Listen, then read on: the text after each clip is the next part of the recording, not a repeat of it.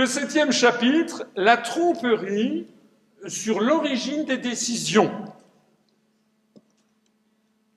Vous savez qu'on nous a beaucoup expliqué au sujet de l'euro que les Européens s'étaient quand même en définitive mobilisés pour sauver l'euro, que c'était formidable, que ci et que ça. Alors là aussi, on ne vous dit pas la réalité. La réalité, c'est celle-là. C'est qu'en Allemagne, pour les raisons que j'explique, notamment dans ma conférence sur la tragédie de l'euro, les élites du monde économique et financier allemand ne veulent plus de l'euro. Le 30 avril 2011, Axel Weber, qui était le président de la Bundesbank, de la Banque centrale allemande, a démissionné de la Bundesbank pour protester contre la politique de la Banque centrale européenne qui entraîne, selon lui, l'Allemagne dans le gouffre. Le 9 septembre suivant, c'est Jürgen Stark, chef économiste allemand de la BCE, qui démissionne avec fracas pour protester à son tour contre la politique de la BCE qui entraîne, selon lui, dans la zone euro, toute la zone euro, pas seulement l'Allemagne, dans le désastre. Ce sont les États-Unis qui exigent le sauvetage de l'euro, contrairement à ce que l'on veut vous faire croire. Le 16 septembre 2011, Timothy Geithner, secrétaire aux finances américain, s'invite à l'Eurogroupe de Wrocław, en Pologne, pour rappeler les Européens à l'ordre, en leur intimant l'ordre de sauver l'euro. C'est pas moi qui le dis, allez vous regarder, c'est une dépêche Reuters. Allez chercher, je vous donne toute la matière. Allez chercher si vous ne me croyez pas. 16 septembre 2011, le secrétaire au Trésor, Timothy Geithner, secrétaire américain, appelle les Européens à mettre un terme aux propos inconsidérés sur un possible démantèlement de l'euro. Selon l'agence Reuters, il a incité ses interlocuteurs du sommet de Wrocław à démultiplier les capacités d'intervention du Fonds européen de stabilité financière. L'Allemagne s'est opposée à sa suggestion. L'Allemagne a fini par capituler. Et les centaines de milliards d'euros qu'on est en train de nous prélever, c'est les Américains qui l'ont exigé, non seulement à l'Allemagne, mais aussi à la France, dans ces sommets. Alors on vous présente, oui, on a sauvé l'euro, c'est comme M. Moscovici à Tokyo, quelques semaines après à sa nomination à la tête de Bercy, il a fait un chèque, comme on a dit, de 31 milliards d'euros.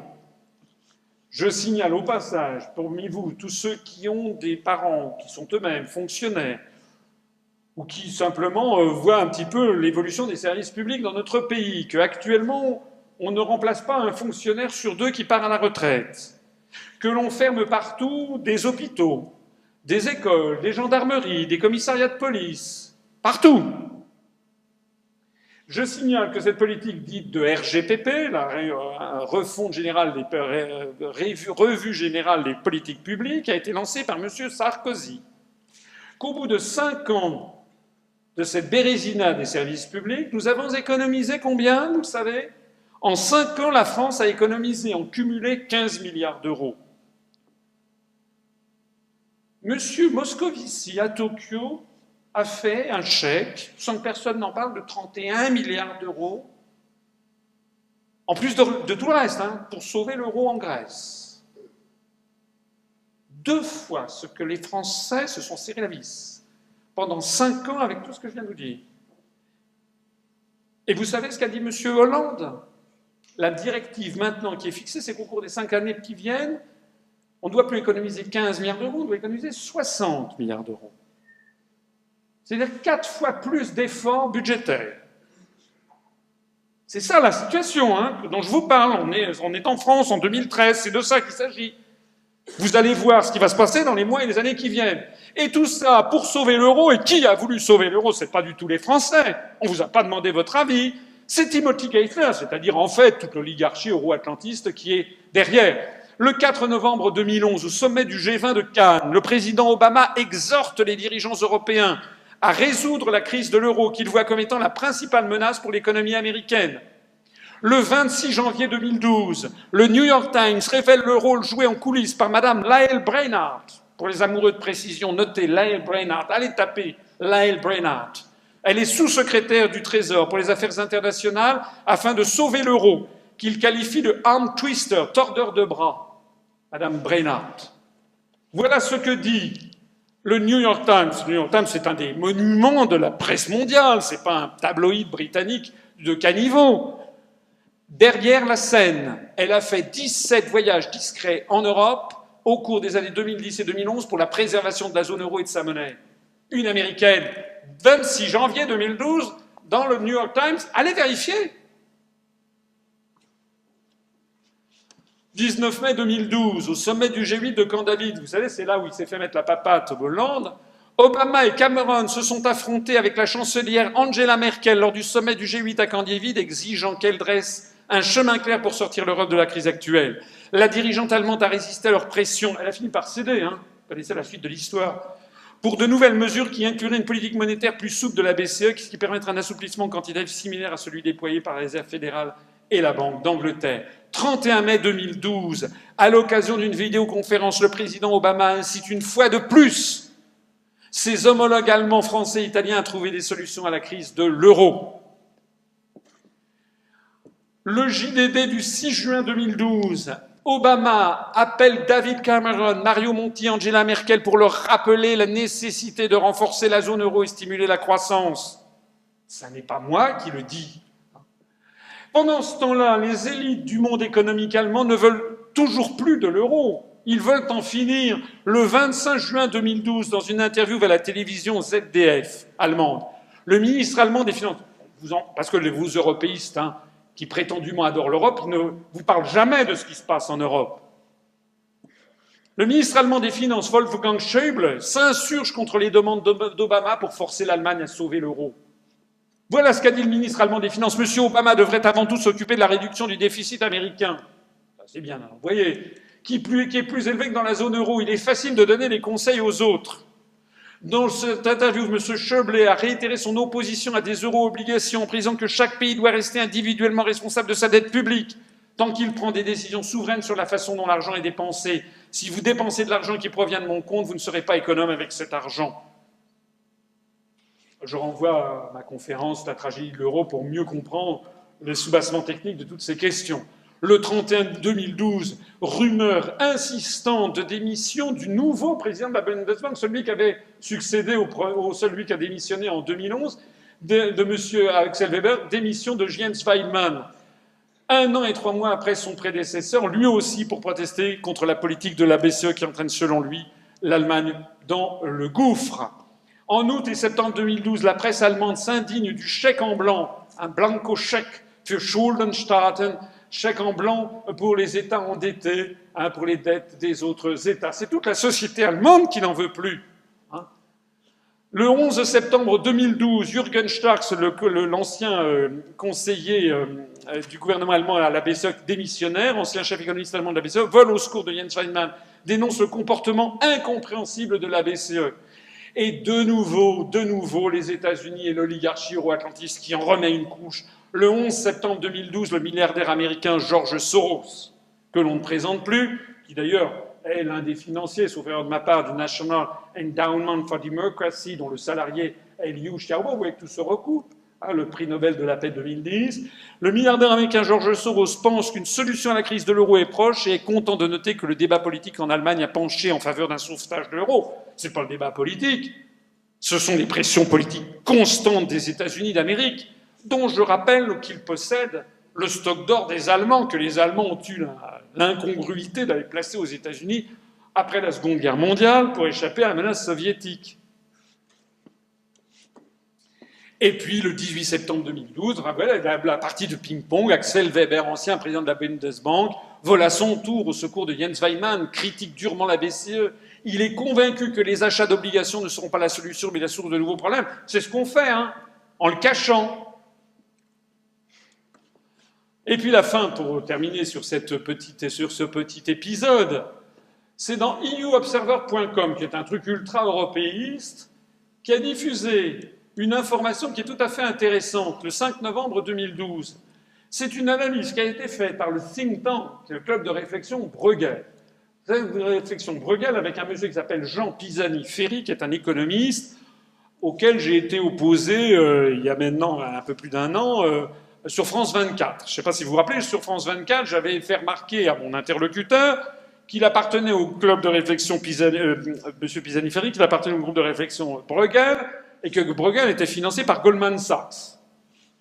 À quoi d'ailleurs la journaliste avait dit, bah oui, il faut bien se financer quelque part. C'est quand même assez extraordinaire de la part de la journaliste. Bon.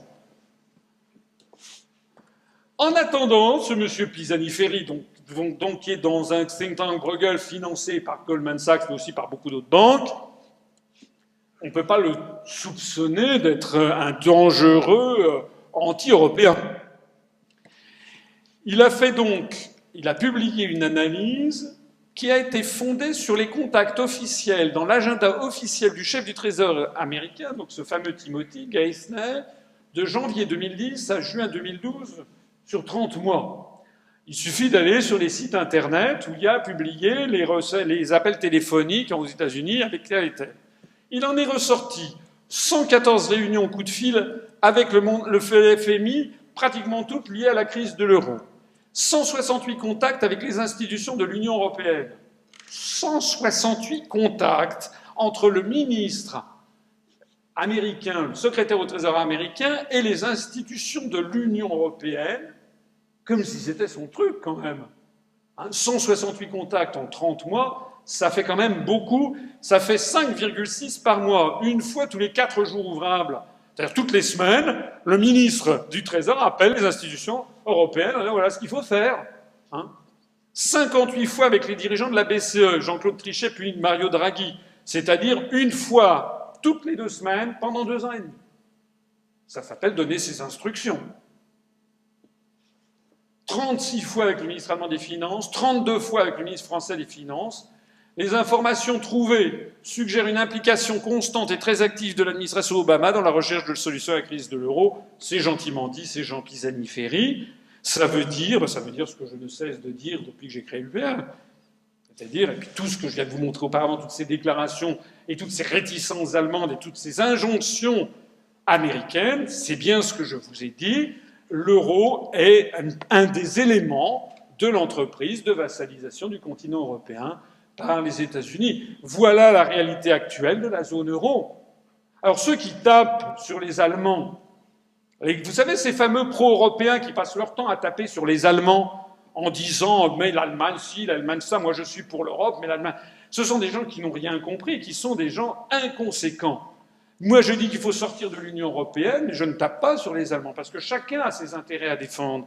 Et les Allemands, actuellement, risquent d'être ponctionnés de centaines et de centaines de milliards d'euros. Ils évaluent même à 1000 milliards d'euros le risque pris par l'Allemagne sur ces affaires. Et s'ils y restent, c'est parce que ce sont les États-Unis qui ont le pistolet sur la tempe.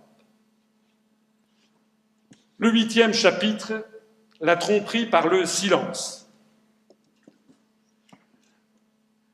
Silence sur la divergence de Target 2. Merci beaucoup. Le silence sur la divergence de Target 2. Qu'est-ce que c'est que Target 2 ? Je n'ai pas tellement le temps de vous en parler parce qu'il faut que je termine quand même cette conférence pour laisser peut-être la place à quelques questions ou pour qu'après nous allions prendre un verre ou dîner. Le silence sur la divergence de Target 2. Target 2, ça témoigne, c'est le solde des évolutions des balances des paiements entre les pays de la zone euro. Alors je signale que ceci c'est la courbe allemande et ici c'est la courbe espagnole, la courbe italienne.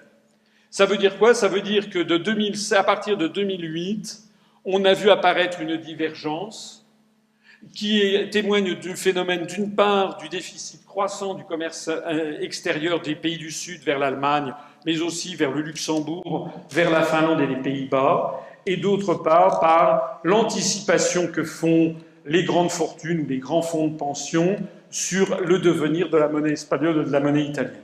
Donc tout le monde va se réfugier en Allemagne. Je rappelle, je n'ai pas le temps d'élaborer, je rappelle qu'il n'y a pas de monnaie unique en Europe, dans la zone euro, que l'euro est une monnaie commune, que tous les pays membres de ce que l'on appelle l'eurosystème ont conservé leur banque centrale et que toutes les monnaies nationales, en fait, continue d'exister juridiquement.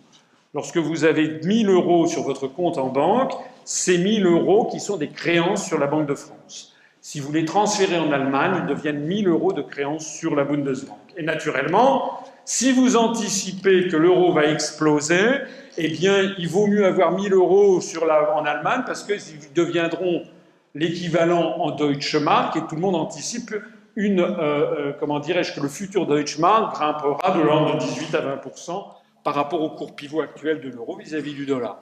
Alors que si vous restez sur le franc, l'étude de Natixis a montré que le franc perdrait 2%, et si vous restez coincé en Grèce, on pense que la drachme perdrait 20 à 30%.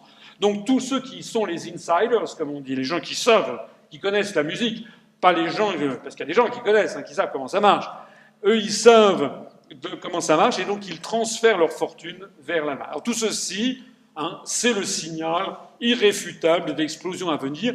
Je signale d'ailleurs, âme sensible s'abstenir, qu'en 2008, lorsqu'on a vu ces cours commencer à diverger, eh bien il y a eu une descente de la police de la République fédérale d'Allemagne à la Banque centrale européenne à Francfort. Dans les bureaux d'un seul coup, je le sais parce que j'ai mes sources d'information, les flics allemands sont descendus pour dire qu'est-ce qui se passe. On veut savoir si par ce qu'il faut savoir, c'était justement le début de cette divergence. Alors, contrairement à ce que vous pourriez penser, cet afflux d'argent vers l'Allemagne n'est pas bon signe pour l'Allemagne du tout. C'est pour ça que les Allemands veulent en sortir, parce que ce sont des flux de créances sur des banques centrales pourries. Grèce, Italie, Portugal, Espagne. Ça vient donc gonfler de façon comme un cancer qui fait des métastases le bilan de la Banque centrale européenne, et avec un risque, un risque d'hyperinflation, le risque d'envoyer la monnaie allemande au tapis, c'est-à-dire le scénario 1923 que les Allemands ne veulent pour rien au monde. En attendant, bon, j'ai pas le temps de vous en parler parce que ce sont des sujets complexes et techniques, personne jamais n'explique aux Français ça. De la même façon, silence total sur la mise en place du grand marché transatlantique, qui va nous fusionner avec les États-Unis, qui est en cours. De la même façon, silence total sur la situation florissante des États européens qui ont refusé l'Union européenne, la Norvège et la Suisse. Silence total sur la très bonne situation, du moins la moins mauvaise situation, des économies d'Europe qui ont refusé l'euro, la Suède et le Danemark. Je renvoie à mon autre conférence sur l'euro qui s'appelle « Faut-il avoir peur de sortir de l'euro ?», où je parle du cas suédois. La Suède, qui l'année dernière a été constamment obligée de réévaluer à la hausse son taux de croissance, ça fait 10 ans qu'elle a refusé d'entrer dans l'euro. Silence total sur la situation en Islande. Silence à peu près total sur l'exigence des États-Unis que les pays de la zone euro sauvent l'euro à tout prix, je vous l'ai montré tout à l'heure. Silence total sur la situation de la démocratie au Bahreïn, au Qatar, en Arabie Saoudite, au Paraguay et plus récemment en Birmanie. Silence total sur les analyses de la très grande majorité des économistes du monde sur l'inéluctabilité de l'explosion de l'euro. Silence à peu près total sur l'existence de l'article 50 du traité sur l'Union européenne pour sortir légalement de l'Union européenne et de l'euro. Et puis silence total, bien entendu, sur l'existence de notre jeune mouvement. Le 9e et dernier chapitre, on arrive à la fin. La tromperie par l'amalgame. C'est ce qu'en permanence on nous sort. C'est en permanence ce à quoi vous êtes confrontés quotidiennement si d'aventure vous commencez à écouter, à trouver que ce que nous disons est intéressant. Vous êtes constamment, au quotidien, confrontés par des gens qui vous disent quoi ? Sortir de l'Union européenne et de l'euro ? Mais c'est être d'extrême droite. Alors, je rappelle que nous mettons au défi quiconque de trouver la moindre trace d'extrémisme, de droite ou de gauche, dans notre programme de libération nationale, qui est à de nombreux égards un copier-coller du programme du Conseil national de la résistance de 1944. D'ailleurs, lors du dîner tout à l'heure, on le vend à prix coûtant, 3 €. Le programme en 44 pages sur papier glacé, ça nous coûte 2,97 €.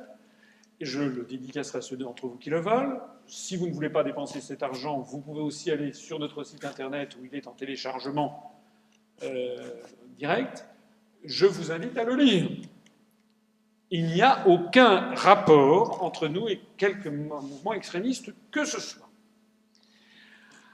L'UPR veut sortir de l'Union européenne et de l'euro. Le FN propose la même chose, c'est ce que l'on vous dira constamment autour de vous. Je rappelle, je l'ai dit tout à l'heure, que Madame Le Pen, et son père c'était pareil, jamais n'a proposé de sortir de l'Union européenne. Et d'ailleurs ne propose pas non plus de sortir de l'euro, puisque un jour elle le dit, mais le lendemain elle dit le contraire, le surlendemain elle dit encore une troisième chose, et ça je vous l'ai déjà expliqué tout à l'heure. Nous avons sur notre site internet le scan de la profession de foi envoyé à 46 millions d'électeurs le 22 avril 2012. Au cas où vous l'auriez jeté, vous pourrez aller sur notre site où nous l'avons en scan et où nous l'analysons. Le mot même de euro n'y figure pas. Je peux vous assurer que dans ces milieux hyper politiques, une profession de foi, ça doit coûter à peu près 450 à 500 000 euros, en quadrichromie sur 4 pages, envoyée à 46 millions d'électeurs, c'est lu par 15-20 personnes, chaque mot et chaque virgule est pesé. Si non seulement il n'est pas question de sortir de l'Union européenne, parce que d'ailleurs le FN n'a jamais proposé, mais si même le mot euro n'y est pas, c'est qu'il y a une idée derrière la tête. Je signale que ce document qu'on appelle profession de foi, c'est pas pour rien, c'est le seul document qui est envoyé par les services de l'État officiellement, le seul document qui va ensuite aux archives nationales. Donc les historiens, dans 250 ans, quand ils iront étudier cette période, prendront la profession de foi pour voir ce que proposait Madame Le Pen, par exemple. Et ils diront, mais contrairement à une légende, le FN ne propose pas de sortir de l'Union européenne ni de l'euro. Son programme, constamment contradictoire sur l'euro, ne le prévoit pas, mais se complaît en revanche, ça c'est vrai, sur des thèmes d'extrême droite, l'immigration, l'insécurité. Mais dans le grand public, les journalistes ne cessent que d'essayer de mettre dans la tête des Français sortir de l'Union européenne égale Le Pen, égale Troisième Reich, égale détail de l'histoire, égale chambre à gaz. C'est comme ça que ça marche. Et c'est fait pour vous intimider. Il faudrait qu'il y ait un tel mouvement de rage. Je n'ai pas le droit de penser ce que je pense. C'est-à-dire, je n'ai pas le droit de faire ce qu'a été la France depuis 2000 ans, depuis 1500 ans, depuis baptême de Clovis. Je n'ai pas le droit d'avoir ma monnaie nationale parce que ce serait être facho. Mais où est-ce qu'on va? L'UPR veut sortir de l'Union européenne et de l'euro. Alors, dans d'autres camps, on nous dit, mais M. Dupont-Aignan propose la même chose. Alors, bon, je suis désolé. Reportez-vous aussi à notre site. Vous verrez que c'est exactement pareil que Mme Le Pen. La profession de foi de M. Dupont-Aignan pour l'élection présidentielle de 2012 n'a absolument pas proposé de sortir de l'UE. D'ailleurs, il a toujours dit qu'il était contre. Ni même de l'euro, dont il n'est pas question. Son programme contradictoire sur l'euro refuse le recours à l'article 50, propose bien entendu une autre Europe, comme toujours, une Europe des patries, une Europe des ci, une Europe des... Ils font tous pareil, à gauche c'est pareil. Une Europe sociale, une Europe des travailleurs pour Madame Laguillet, une Europe sociale pour le PS, une Europe des travailleurs, une Europe anticapitaliste pour Monsieur Mélenchon, une Europe écologiste pour Madame Eva Joly, voilà. Et par ailleurs, il reprenait des propositions lui aussi très à droite, insécurité, lutte contre le positionnement des radars routiers. Je suis désolé, Monsieur Dupont-Aignan, je sais que parfois il y a des gens dans la salle qui m'attaquent là-dessus. Monsieur Dupont-Aignan, dans la profession de foi envoyée à 46 millions d'électeurs, il n'y a pas un mot sur l'euro, mais en revanche, il y a tout un paragraphe sur le fait qu'il faut changer l'emplacement des radars routiers. On se fout de la gueule de qui, là? Il s'agit de l'élection présidentielle, il ne s'agit pas de l'élection d'un conseiller général qui trouve qu'il y a un radar qui est mal placé. En réalité, tous ces gens font le système du râteau. Il y a un lieutenant, ou un discours, ou une intervention. On va dire qu'on est pour une Europe à 5, à 6, à 7. Dans un autre, ça sera une Europe à 40. Dans un autre, on dira il faut sortir de l'euro. Puis dans un autre discours, on dira mais non, je veux rester dans l'euro. Et puis, je ne suis ni à droite ni à gauche. Et puis une autre fois, je fais faire alliance avec le FN ou le CNI. Et puis une autre fois, il faut rester dans l'UE. Et puis une autre fois, il faut violer les traités. Donc tout ça est totalement incohérent, mais l'esprit humain est ainsi fait qu'il ne retient que ce qui lui plaît. C'est comme ça que ça marche. Donc si je voulais vous enfumer, eh bien je ferais pareil que les autres. Hein. Je dirais, là, puis après j'irais dans des milieux UMP, je dirais, mais non, non, non, non, il ne faut pas du tout sortir de l'euro, mais non, il faut un euro, une meilleure gouvernance, etc. Et puis après, j'irai encore dans un autre truc, je dirais, il faut une Europe des travailleurs, et puis après, j'irai chez les gens du Modem en disant, en ayant le cœur sur la main, j'ai des amis allemands, cette belle idée européenne, on ne peut pas la sacrifier. C'est exactement le système du caméléon, mais quelle est la confiance que vous pouvez faire à des gens qui vous parlent comme ça ? Quelle est la confiance que vous pourriez faire à un vendeur qui vous vendrait n'importe quoi en utilisant n'importe quel argument et vous l'auriez repéré assez rapidement? Pourquoi est-ce que vous n'appliquez pas à la politique la même méfiance que vous appliquez à juste titre lorsque vous faites un achat immobilier ou lorsque vous partez en vacances ou lorsque vous sélectionnez votre nouvel iPod? Je le dis souvent parce qu'il y a des gens qui me disent « il fait des conférences trop longues, elles durent 3 heures, 3 heures et demie, etc. » C'est très bien, mais c'est trop long. Mais moi, je dis « attendez, les Français restent 3 heures et demie par jour devant leur télé. Depuis maintenant 30 ans. Moi, je lutte contre ça. Je ne vais pas pouvoir changer les Français en 15 secondes.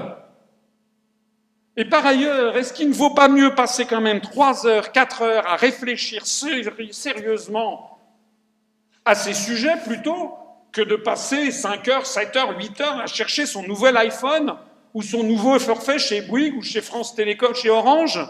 Actuellement, les Français passent plus de temps à réfléchir à leur prochain week-end ou à leur prochain téléphone portable qu'à leur destin et qu'au destin de leurs enfants.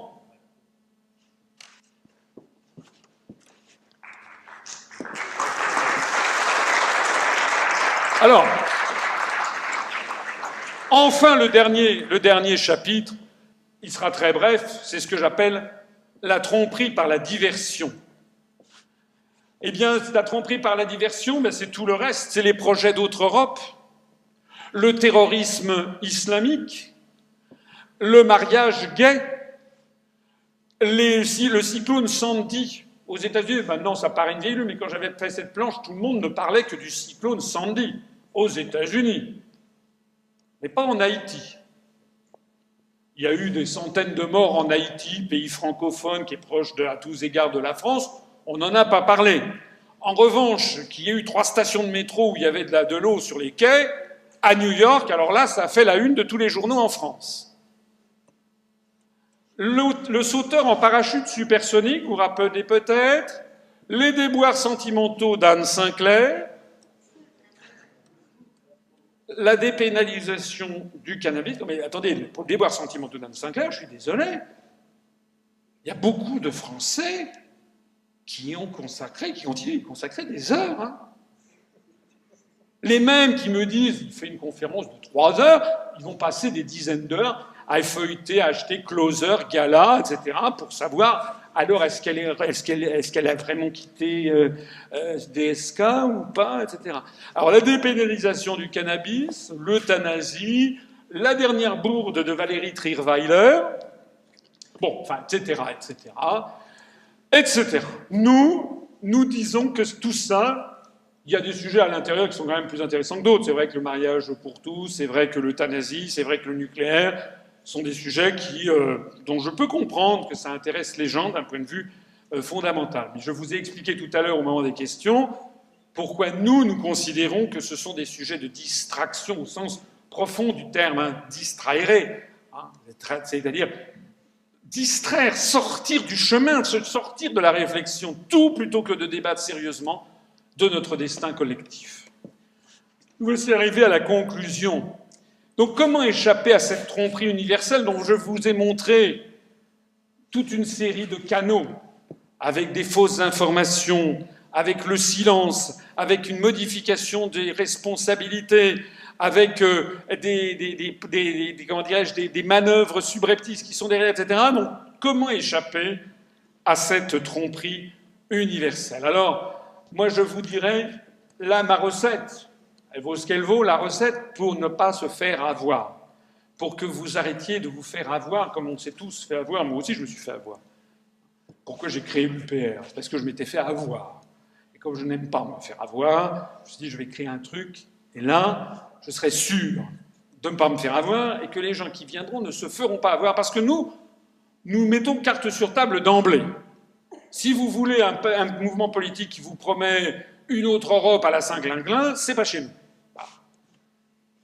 Si vous voulez qui vous dise « mais quand même, l'Europe c'est Dante, qu'est-ce que vous faites de Goethe, etc. » c'est pas chez nous. Moi, je sais, d'ailleurs, les gens qui me disent ça, souvent, je connais mieux que Dante ou Goethe, mais ça, c'est une autre histoire. Pour ne pas se faire avoir, il faut penser à une chose. Quand est-ce que l'on se fait voler? On se fait voler quand on fait preuve de légèreté, d'inattention, de superficialité, de naïveté. Je suis en train de relire La guerre des Gaules de César, et qui note justement à quel point les Gaulois, c'était donc il y a plus de 2000 ans, à quel point les Gaulois sont naïfs, sont superficiels. Quand est-ce que l'on se fait escroquer? C'est pas la même chose que se faire voler. On se fait escroquer quand on se laisse embobiner par un beau parleur et que l'on ne regarde pas à la loupe ce qu'il veut vous faire signer. Il y a une différence entre se faire voler et se faire escroquer. Vous vous faites voler, c'est parce que, par exemple, vous avez laissé à l'entrée d'un magasin, d'un restaurant, vous avez laissé votre manteau avec votre portefeuille à l'intérieur, sans surveillance. Puis vous sortez, vous prenez votre manteau, le portefeuille a été volé. Ça, vous avez fait preuve de légèreté, d'inattention, de superficialité. Escroquer, c'est pas du tout la même chose. Escroquer, c'est quand vous rencontrez quelqu'un, un vendeur, qui va vous convaincre que vous n'avez pas de meilleure solution que de lui passer votre portefeuille. Alors face à ça, eh bien, il faut être donc très prudent. En politique, c'est pareil. Pour ne pas se faire avoir, il faut donc premièrement être toujours très précis et refuser les à peu près. Il faut lire ce que dit et ce qu'écrit un parti politique.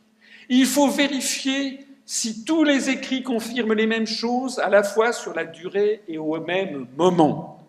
Si vous avez un mouvement politique qui vous dit une chose et son contraire, parfois même sur le site même Internet, sur le site par exemple du FM, il y avait à la fois des trucs, il fallait sortir de l'euro, puis vous allez sur un autre onglet où il demandait que la BCE est une autre politique plus en faveur de l'emploi. Si on sort de l'euro, il n'y a plus de BCE, on sort de la BCE. Donc on se fiche du monde. Alors je prends le FN, c'est pareil, le PS, l'UMP, ou les autres. Donc il faut vérifier si tous les écrits disent à la fois sur la durée et au même moment, donc diachronique et synchronique, pour ceux qui connaissent le vocabulaire, s'ils disent la même chose. Il faut vérifier si tous les responsables aussi disent la même chose. Si vous avez un PS avec Montebourg, Aubry, Manuel Valls, etc., vous flairez l'arnaque. C'est comme à l'UMP où vous avez ce pauvre Jacques Millard qui m'expliquait, voici 5 ans, mais si, Sarkozy sera contre l'Europe parce qu'il aime trop le pouvoir. Alors il appelle à voter non au traité européen, alors on le maintient à l'UMP, voilà, pour vous donner un genre. Mais ça ne pèse rien, ça c'est rien. Donc à l'UMP, c'est pareil. Donc est-ce que tous les responsables disent les mêmes choses à la fois sur la durée et au même moment? À commencer par le principal responsable. Et puis voir si tout ceci est clair ou bien si ça tourne autour du pot. Pourquoi est-ce que les partis eurocritiques, paraît-il, pourquoi est-ce que quand vous leur parlez de l'article 50, vous savez, c'est comme l'ordinateur, ça mouline. Ça ne débouche jamais. Quand vous n'avez pas Internet, ça tourne comme ça. Pourquoi est-ce que ça tourne autour du pot? Plusieurs de nos militants, l'autre fois, étaient allés voir Mélenchon et avait dit à Mélenchon, mais enfin, au sujet des délocalisations, pourquoi vous ne parlez pas de l'article 63 du TFUE? Mélenchon les a... Mais camarades, on ne parle pas de ça! Ah bon? Ah tiens, et pourquoi donc? Si jamais les Français comprenaient ce qui se passait pour de bon. Et puis, il faut réfléchir honnêtement aux critiques des autres. Quelles sont les critiques que on nous fait à nous? Et quelles sont les critiques que moi je fais aux autres? Prenez mes critiques, Regardez si ce que je dis est vrai ou faux. Maintenant, prenez les critiques des auteurs. Pour tout dire, il y a très peu de critiques. C'est la coalition du silence, ou bien les insultes. La dernière née, c'est de dire qu'on est une secte. J'ai déjà expliqué ce que c'était qu'une secte, d'ailleurs. Une secte, selon la MIVILUD, la mission interministérielle de lutte contre les dérives sectaires, elle définit ce que c'est une secte. Une secte, c'est premièrement une institution qui affaiblit le sens critique de ses sympathisants. On ne peut pas dire que l'UPR affaiblisse le sens critique des Français. Je crois au contraire que nous sommes le mouvement politique qui aiguise le plus le sens critique des gens, dans tous les domaines. Et deuxièmement, le deuxième caractéristique d'une secte, c'est qu'il y a à sa tête un gourou qui, quoi qu'il puisse dire et faire, est soutenu aveuglément par ses disciples. D'abord, je ne suis pas sûr d'être un gourou. Deuxièmement, si demain je me mettais à dire que l'Europe c'est formidable, je me mettrais en contradiction avec notre charte fondatrice et tous les gens qui traitent l'UPR. Donc nous sommes tous sauf une secte, puisque je ne suis moi que l'un des adhérents, certes je suis celui qui a proposé, qui a créé le mouvement, mais je ne peux en aucun cas changer la stratégie du mouvement. C'est quoi le PS? Des gens qui votent pour M. Hollande, qui leur promet de renégocier le TSCG, par exemple. Ils votent pour M. Hollande, qui promet de renégocier le TSCG, de rapatrier tous les soldats d'Afghanistan, et puis après l'élection, il avalise totalement le TSCG, puis on apprend qu'en fait, oui, on rapatrie les soldats d'Afghanistan, mais enfin, on envoie des conseillers. En gros, on change le nom, quoi. Et il y a encore des gens qui soutiennent. Ça, c'est une secte. Parce que quoi que puisse dire et faire M. Hollande, ils seront d'accord.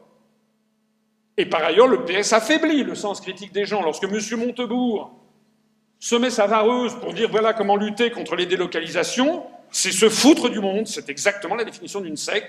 Affaiblissement du sens critique et soutien d'un gourou. C'est pareil pour l'UMP, hein. Et c'est pareil pour les autres. Alors les bonnes questions à vous poser, mais notez-les, prenez-les, on mettra ça en ligne, vous pourrez les revoir. Le responsable politique que je vois, là, c'est Asselineau, demain, c'est, je ne sais pas, moi, ça va être Montebourg, ça va être Mélenchon, ça va être Bayrou, ça va être Copé, ça va être Le Pen. Ce responsable, est-ce qu'il explique, oui ou non, le rôle joué par les États-Unis d'Amérique dans l'origine de la prétendue construction européenne? Je joue sur du velours, je suis le seul. Deuxièmement, est-ce qu'il explique, oui ou non, que l'Union européenne et l'OTAN sont indissociablement liées, ne serait-ce que par l'article 42 du traité TUE? Troisièmement, les promesses qu'il me fait sont-elles, oui ou non, compatibles avec les traités européens qu'il refuse de dénoncer? Parce que les autres se sont fait ces spécialités de vous proposer des programmes qui ne tiennent aucun compte des traités européens, qui sont impossibles à mettre en œuvre dans le cadre des traités européens et que, par ailleurs, ils refusent de dénoncer les traités européens. C'est exactement ce que fait M. Mélenchon ou M. Montebourg, par exemple. Les promesses de désobéissance, quatrième question des traités qu'il me fait, auraient-elles des conséquences? Et si oui, explique-t-il honnêtement quelles seraient ces conséquences? M. Montebourg, lorsqu'il dit, par exemple, « je vais désobéir aux traités européens », est-ce qu'il vous explique quelle serait la conséquence? Aux dernières nouvelles, DLR étant aux abois compte tenu de la montée en puissance de l'UPR, aux toutes dernières nouvelles, d'un seul coup, le vrai faux porte-parole de DLR a dit que nous étions des petits joueurs de banlieue, puisque, en réalité, ils se faisaient fort d'imposer leur volonté sur l'euro sans sortir de l'Europe. N'importe quoi. Mais quelqu'un qui viole les traités, ça a des conséquences. Nous ne violons pas les traités. Nous sommes respectueux du droit parce que je ne cesse de dire que la barbarie commence à partir du moment où on ne respecte plus le droit. Donc nous voulons respecter le droit. Il y a un article, l'article 50, qui permet de sortir de l'Union européenne. Certains vous disent, nous, on ne va pas sortir de l'Union européenne, on va piétiner les traités, on va en faire qu'à notre tête. Eh bien, ces gens-là ne vous disent pas quelles seraient les conséquences de ces actes. Les conséquences, c'est que les autres États déféreraient instantanément la France à la Cour de justice de l'Union européenne. Et si d'aventure ils ne le faisaient pas, c'est la Commission qui le ferait automatiquement, puisque les traités obligent la Commission, sans qu'elle ait un pouvoir d'appréciation, oblige à déférer tout État qui viole les traités. Donc la Commission européenne déférerait instantanément la France à la Cour de justice de l'UE. Et compte tenu de ce que les responsables qui vous disent on va violer les traités sont les premiers à reconnaître qu'ils violent les traités, la France serait immédiatement condamnée par la CJUE. Condamnée à quoi? On en reparlera pendant les questions si vous le voulez. Demandez aussi à tous ces responsables pourquoi est-ce qu'ils ne veulent pas sortir de l'Union européenne. Quelles sont leurs raisons? Quelles sont leurs raisons? Nous disons que si nous sortons de l'Union européenne, la France conservera le deuxième réseau diplomatique le plus important du monde, restera membre du Conseil de sécurité des Nations Unies, de l'ONU, de la Banque mondiale, du FMI, de l'Organisation mondiale du commerce. On récupérera d'ailleurs notre siège de négociation de l'Organisation internationale du travail, de l'Agence internationale pour l'énergie atomique. Nous avons 272, je crois, représentations diplomatiques à l'étranger, 273. On en fermera 3 si on sort de l'UE et de l'OTAN. On gardera avec 270 ambassades et consulats le deuxième réseau diplomatique du monde. Par ailleurs, nous resterons au Conseil de l'Europe. Alors, pourquoi est-ce qu'ils veulent absolument rester dans ce BINS? 6e question. Tout le monde est-il du même avis et fait-il les mêmes propositions dans le même parti? Ça, c'est très intéressant. Allez demander, pas cette fois-ci pas aux dirigeants, hein. Allez voir les militants. J'en ai parlé avec des militants de DLR, de chez Mélenchon, du FN. Ils ont chacun leur idée de ce que veulent leur propre parti. C'est complètement schizophrénique. Hein. Je suis désolé, les gens qui sont à l'UPR, ils savent ce qu'ils veulent, parce que nous avons un programme qui n'a pas changé d'une virgule depuis bientôt 6 ans. Enfin, une charte, le programme a été présenté le 3 décembre 2011. Ce que dit ce responsable est-il identique à ce qu'il écrit dans son programme ou sur sa profession de foi? Comparez notre programme à notre charte. A-t-il changé de programme? Demandez aussi, ce parti politique, est-ce qu'il a changé de programme au cours des dernières années? Il a le droit, hein. Tout le monde a le droit de changer. Il se trouve que nous n'avons pas changé d'une virgule, ni notre charte, ni notre programme. Les autres peuvent évoluer. Mais regardez comment il a évolué, et puis demandez pourquoi vous avez changé. Et puis enfin, accepte-t-il de débattre publiquement avec l'UPR, c'est-à-dire avec moi, ou bien est-ce qu'il esquive toujours tout débat de fond? J'ai déjà dit, j'en profite encore une fois parce que je suis filmé, j'ai déjà dit, je le répète, je souhaite débattre publiquement avec Madame Le Pen, avec Monsieur Mélenchon, avec M. Copé, pourquoi pas, avec M. Harlem Désir, pourquoi pas, avec M. Dupont-Aignan, pourquoi pas. Jamais la moindre réponse. Et puis deuxièmement, c'est le deuxième grand conseil que je vous donne, il faut y consacrer un peu de temps.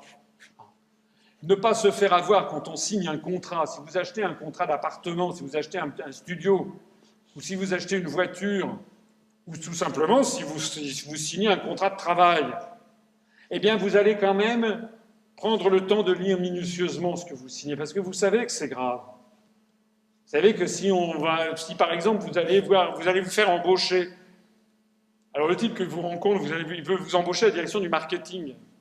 Il vous dit que vous allez avoir un salaire de 3 000 € net par mois. Pas mal. Au moment de signer, vous découvrez qu'il s'agit de 1 678 € net par mois. Vous faites quoi? Vous signez ou vous signez pas? Une des choses, c'est que vous demandez des questions au DRH. Et si le DRH vous dit « c'est pas grave », non. Vous savez que c'est grave. Donc c'est la même chose.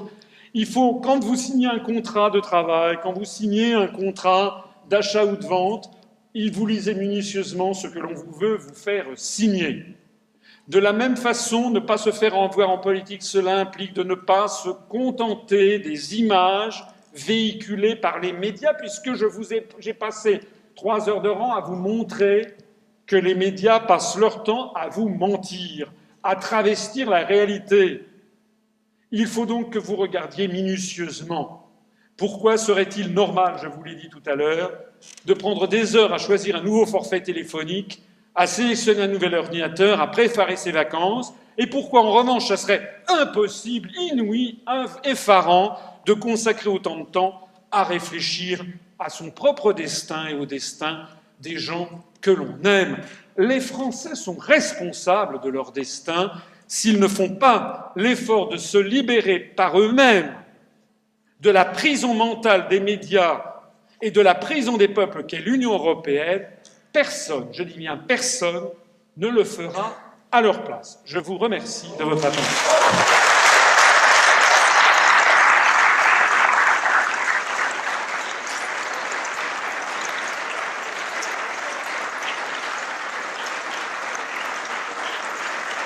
Bien.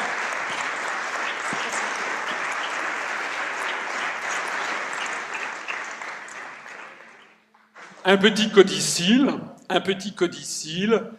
sans le moindre appui médiatique, seulement en tenant un langage de vérité, seulement en me déplaçant à travers la France, et grâce à Internet, et grâce au fait que petit à petit, de plus en plus de gens m'ont rejoint, eh bien, nous connaissons une croissance qui stupéfie les observateurs, même si personne n'en parle. Je peux vous assurer que nous sommes suivis. J'ai créé ce mouvement le 25 mars 2007, jour anniversaire du 50e, jour du 50e anniversaire de la signature du traité de Rome créant la CEE. Personne ne peut nous retirer ce fait. C'est évidemment très gênant pour les autres, puisque ça veut dire que personne ne peut contester que notre mouvement a été créé justement ce jour-là pour en sortir. À la fin 2007, nous étions 47. Ça arrive. À la fin 2008, nous étions 88. À la fin 2009, nous étions non pas 149, mais 150. À la fin 2010, nous étions 357. À la fin 2011, nous étions 707. Et à la fin 2012, 2158.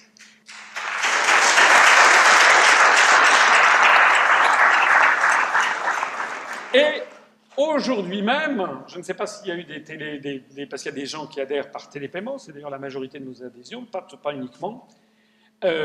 Aujourd'hui, 15 février donc, 2013 à midi, nous étions 2418 adhérents, ce qui fait que depuis le 1er janvier, nous avons gagné 260 adhérents en un peu moins de 46 jours, en 45 jours et demi, ce qui fait 5,6 adhérents par jour, spontanément.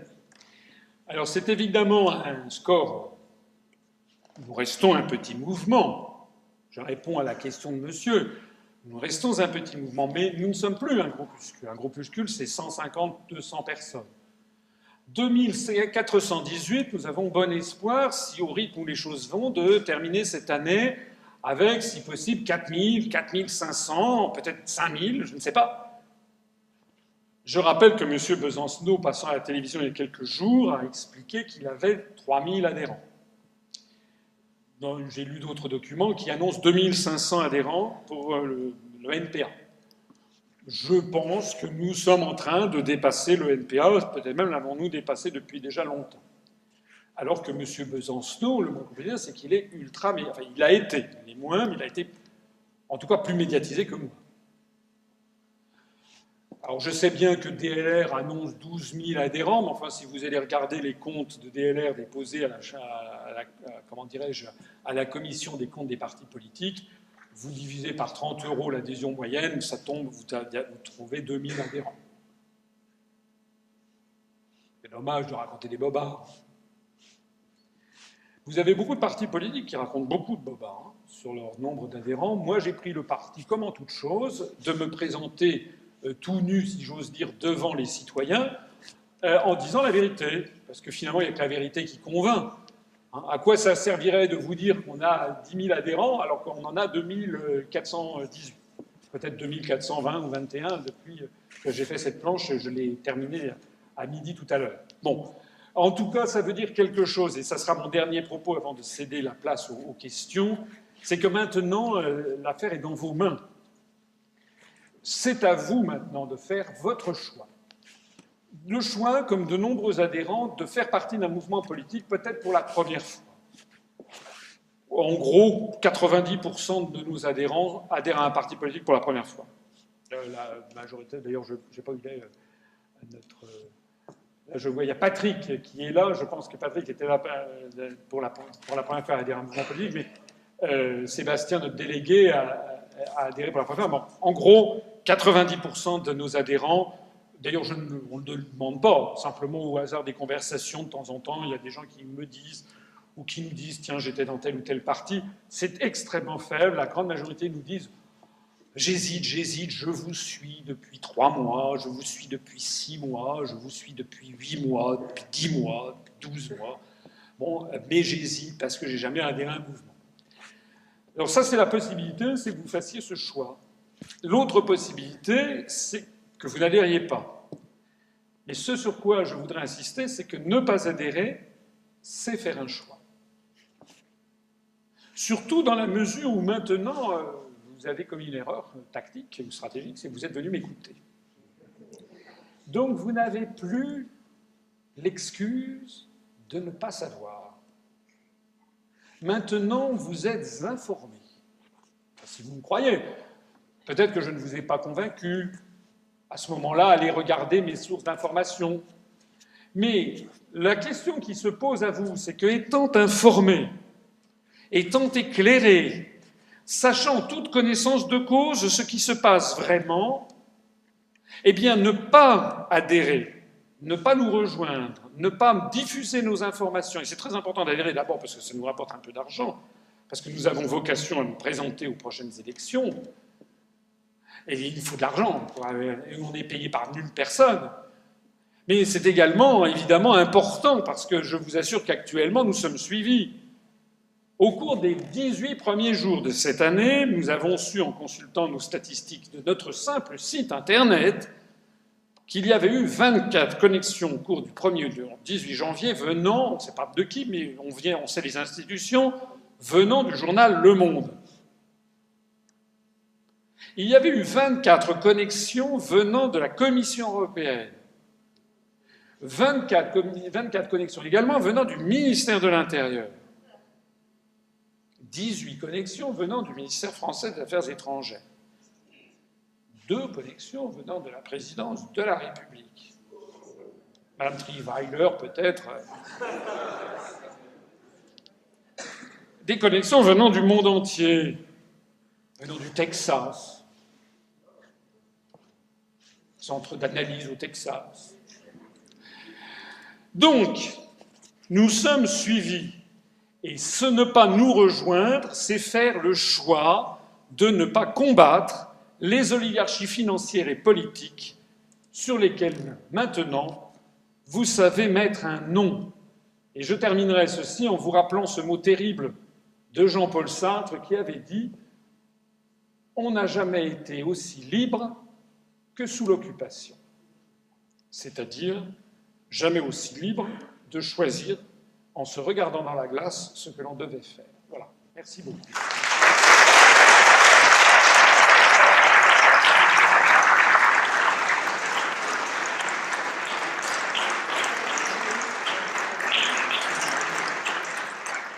Alors, la suite de la soirée, quelques questions. Éventuellement, ceux d'entre vous qui veulent adhérer peuvent le faire, bien entendu, peuvent aussi rentrer chez eux pour adhérer en télépaiement, puis ils peuvent aussi décider de ne pas adhérer. Je les renvoie à ce que je viens de dire. Et puis, dans l'immédiat, après ça, on ira manger un morceau ou boire un verre avec ceux d'entre vous qui veulent.